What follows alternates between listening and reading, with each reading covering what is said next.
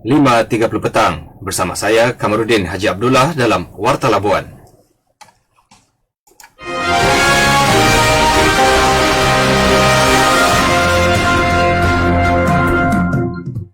Assalamualaikum dan salam sejahtera. Sari berita utama. 5 individu ditahan polis terbabit dalam aktiviti pengedaran dadah dalam 2 serbuan berasingan di Labuan. UMNO Labuan buat laporan polis terhadap pemilik akaun Facebook, bantah laungan azan serta ugutan berbau perkauman. Berita sepenuhnya.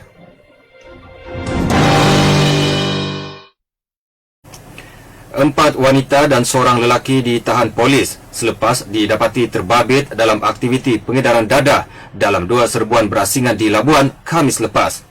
Suspek berkenaan membabitkan warga tempatan berumur lingkungan 25 hingga 38 tahun. Serbuan pertama dilakukan bahagian siasatan jenayah narkotik Ibu Pejabat Polis Daerah IPD Labuan di Labuan Times Square kira-kira jam 12.30 hari. Pemangku Ketua Polis Daerah Labuan DSP Muhammad Ibrahim Muhammad Ghani berkata, hasil serbuan itu, polis menahan 2 wanita bersama 3 paket syabu seberat 7.26 gram daripada salah seorang suspek. Suspek berkenaan telah ditahan reman selama 4 hari untuk siasatan. Menurut kenyataan media, kes itu disiasat di bawah Seksyen 39A Akta Dadah Berbahaya 1952 dan jika disabit bersalah, boleh dihukum penjara tidak lebih 5 tahun dengan rotan antara 3 hingga 9 kali.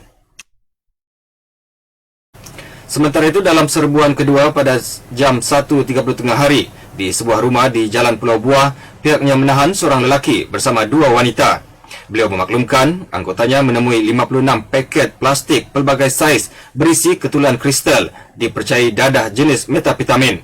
Turut dirampas wang tunai berjumlah RM4,975 bersama sebuah kenderaan jenis Isuzu D-Max. Kes disiasat di bawah Seksyen 39B Akta Dadah Berbahaya 1952 yang boleh membawa hukuman mati atau penjara seumur hidup sekiranya bersalah. Kes turut disiasat di bawah Seksyen 15-1-E Akta Dadah Berbahaya 1952 boleh didenda tidak lebih RM5,000 atau penjara tidak lebih 2 tahun jika sabit kesalahan. Suspek lelaki berkenaan direman 4 hari, manakala kedua-dua suspek perempuan ditahan reman 7 hari. UMNO bahagian Labuan telah membuat laporan polis terhadap pemilik akaun Facebook Jason Ho yang membantah laungan azan menggunakan pembesar suara serta ugutan yang berbau perkauman.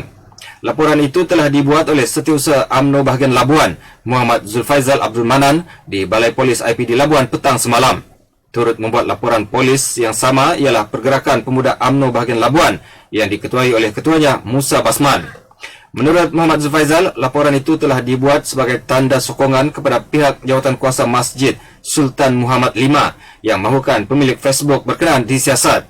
Selain itu, kenyataan yang dibuat boleh menjejaskan keharmonian kepelbagaian kaum dan agama. Katanya lagi, kata-kata melalui mesej daripada individu berkenaan juga mengandungi unsur ugutan dan berbaur penghinaan terhadap agama Islam dengan tuduhan yang melampau. Beliau yang juga pengerusi Majlis Perwakilan Penduduk Labuan menyifatkan individu terbabit sebagai tidak menghormati agama Islam yang merupakan agama rasmi persekutuan yang jelas termaktub dalam perlembagaan sambil menegaskan perkara itu dapat disiasat dengan segera. Majlis Agama Islam Mawib Labuan merancang untuk mengadakan sesi town hall bersama pemimpin masyarakat dan pemimpin badan bukan kerajaan NGO yang akan diadakan dalam waktu terdekat. Pengurusnya, Ustaz Mat Fazli Mat Saad berkata, sesi town hall itu bertujuan untuk memberikan peluang kepada pemimpin masyarakat seperti ketua-ketua kampung, pemimpin Majlis Perwakilan Penduduk MPP dan pemimpin badan bukan kerajaan NGO untuk mengetahui peranan yang dimainkan oleh Mawib, khususnya berkaitan bantuan yang disediakan oleh Mawib. Katanya mereka juga berpeluang untuk mendapatkan maklumat sebenar fungsi dan peranan Mawib dalam menyalurkan agihan wang zakat melalui pelbagai skim bantuan yang disediakan oleh Mawib. Beliau berkata demikian pada sesi kunjungan hormat bersama Ahli Dewan Negara Senator Datuk Bashir Alias selepas beliau dilantik sebagai pengurus Mawib Labuan yang baharu. Dalam pada itu, Senator Datuk Bashir yang juga pengurusi Majlis Penasihat Perbadanan Labuan menyambut baik cadangan tersebut. Ini kerana katanya, sebahagian besar pemimpin masyarakat, terutama ketua-ketua kampung dan pemimpin Majlis Perwakilan Penduduk MPP merupakan pemimpin baharu yang dilantik dan sudah pasti mereka memerlukan maklumat yang lebih jelas untuk disampaikan kepada masyarakat akar umbi. Adakah anda sedang mencari pakej pengiklanan dengan harga ideal dan iklan menarik? Jom iklan bersama kami di Labuan FM. Hubungi 087-44-216 atau email ke pemasaran@rtmlabuan@gmail.com untuk maklumat lanjut.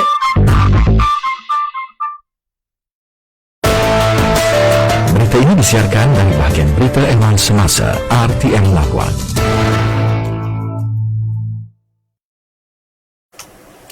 Penggunaan aplikasi MySejahtera memudahkan proses pengambilan vaksin imunisasi COVID-19. Pengarah Jabatan Kesihatan Labuan, Dr. Ismuni Buhari berkata, sekiranya tidak mempunyai aplikasi tersebut, pendaftaran semula perlu dibuat secara manual semasa memperoleh vaksin tersebut.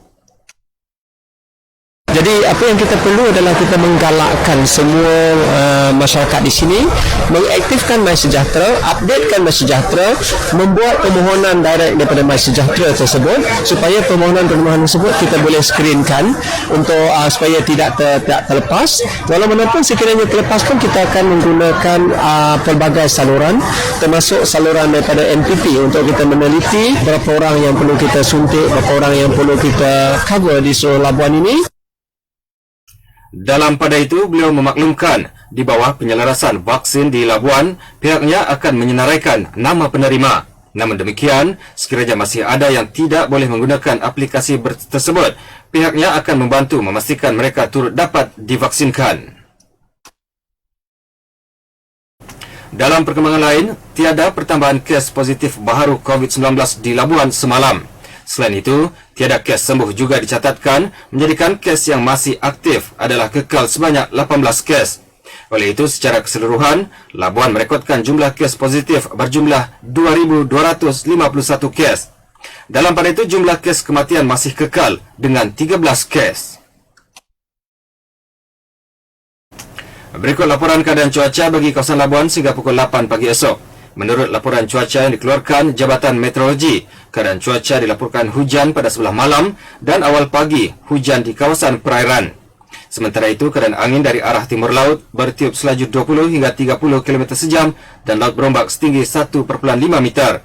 Manakala suhu maksimum hari ini 27 darjah Celsius dan suhu minimum 25 darjah Celsius. Sebagai penutup, disampaikan sari berita utama sekali lagi.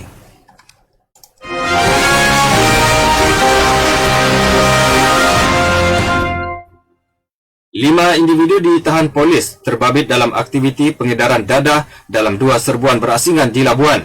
UMNO Labuan buat laporan polis terhadap pemilik akaun Facebook bantah laungan azan serta ugutan berbau perkauman. Sekian Warta Labuan, berita disunting oleh Muhammad Izwandi Jaludin. Assalamualaikum dan salam sejahtera.